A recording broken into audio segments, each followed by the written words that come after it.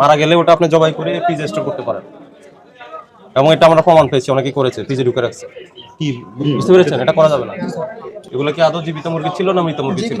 আপনার বক্তব্য জীবিত, কিন্তু ফ্রিজে রাখলে তো সেটা সন্দেহ তৈরি করে।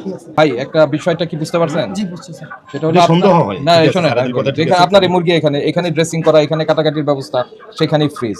এখন কথা হচ্ছে মুরগিটা মারা গেলে আর কেউ তো দেখছে না, আপনি এটাকে নিয়ে যদি ড্রেস করে এভাবে রেখে দেন, কারো বোঝার উপায় আছে? এই জন্যই বলা হয়েছে যে আপনি এখানে ফ্রিজ রাখবেন না, সহজ কথা।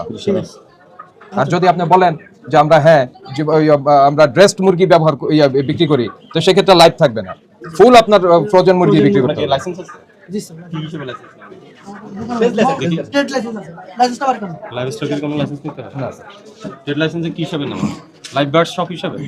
না, না ওটা শুধু দোকানের লাইসেন্স। এটা মানে বাজারের একটা মুভি বা হিসেবে। ওই যে ব্রয়লার কত করে বিক্রি করে? ওই যে ডিসি ওই যে রেট আছে। দেখি বইটা কত বিক্রি করছেন দেখি।